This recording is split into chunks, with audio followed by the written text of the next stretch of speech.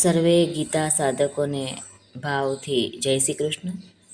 અત્યાર સુધી આપણે આ ચેનલ એટલે કે ધાર્મિક ચેનલમાં શ્રીમદ ભાગવદ્ ગીતા અધ્યાય 2 સાંખ્યયોગ શ્લોક ક્રમાંક 1થી 15 જોઈ ગયા. આજે 16થી 25 શ્લોક અને એનું ભાષાંતર ગુજરાતીમાં આપણે સાંભળીશું. તમને અમારા વિડીયો પસંદ આવતા હોય તો લાઈક અને શેર કરજો અને અમારી ચેનલમાં નવા હોય તો સબસ્ક્રાઈબ કરી લેજો. ચાલો તો પછી આપણે હવે શ્લોક ક્રમાંક 16થી 25.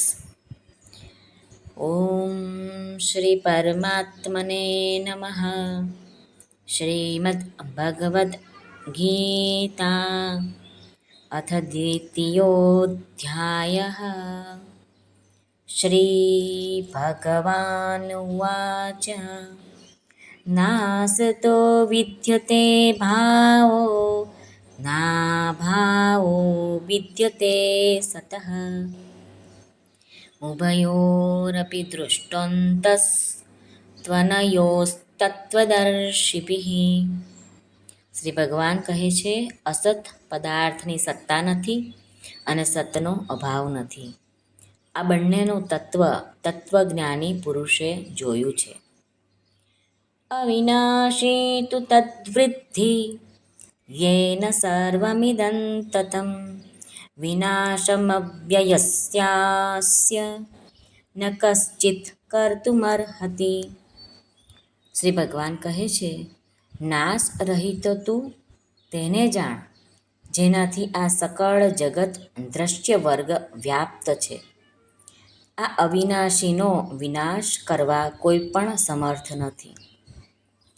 અંતવંત ઇમે દેહા નિત્યસ્યોક્તા શરીરિણઃ અનાશીનો પ્રમેયસ્ય તસ્માદ્યુધ્યસ્વ ભારત. શ્રી ભગવાન કહે છે કે આ નાશ રહિત અપ્રમેય નિત્ય સ્વરૂપ જીવાત્માના આ સઘળા શરીરો નાશવંત કહેવાયા છે. માટે હે ભારતવંશી અર્જુન, તું યુદ્ધ કર. ય એનં વેત્તિ હંતારં યશ્ચૈનં મન્યતે હતં ઉભૌ તૌ ન વિજાનીતો નાયં હંતિ ન હન્યતે. શ્રી ભગવાન કહે છે, જે આ આત્માને હણનાર સમજે છે તથા જે એને હણાયેલ માને છે તે બંને જાણતા નથી. કેમ કે આ આત્મા વાસ્તવમાં નથી કોઈને હણતો કે નથી કોઈના દ્વારા હણાતો. ન જાયતે મ્રિયતે વા કદાચિન નાયં ભૂત્વા ભવિતા વા ન ભૂયઃ અજો નિત્યઃ શાશ્વતોऽયં પુરાણો ન હન્યતે હન્યમાને શરીરે. શ્રી ભગવાન કહે છે કે આ આત્મા કોઈ પણ કાળમાં જન્મ લેતો હોય એમ નથી કે મરણ પામતો હોય એમ નથી, તેમજ ઉત્પન્ન થઈને ફરીથી સત્તાવાન થતો હોય એમ પણ નથી. કારણ કે આત્મા અજન્મા, નિત્ય, શાશ્વત અને પુરાતન છે. આ શરીરના હણવા છતાં પણ તે હણાતો નથી. વેદા વિનાશિનં નિત્યં ય એનમજમવ્યયં કથં સ પુરુષઃ પાર્થ કંઘાતયતિ હંતિકમ.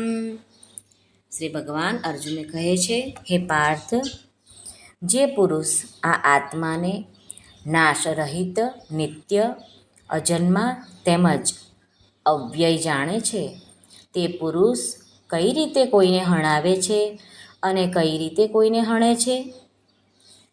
વાશાંસિ જીર્ણાનિ યથા વિહાય નવાનિ ગૃહણાતિ નરોપરાણિ તથા શરીરાણિ વિહાય જીર્ણાન ન્યન્યાનિ સંયાતિ નવાનિ દેહી.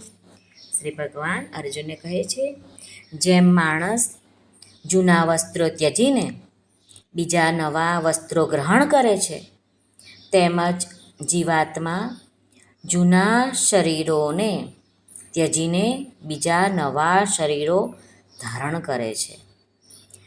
નૈનૈ છિંદન્તિ શસ્ત્રાણિ નૈનં દહતિ પાવકઃ ન ચૈનં ક્લેદયન્ત્યાપો ન શોષયતિ મારુતઃ.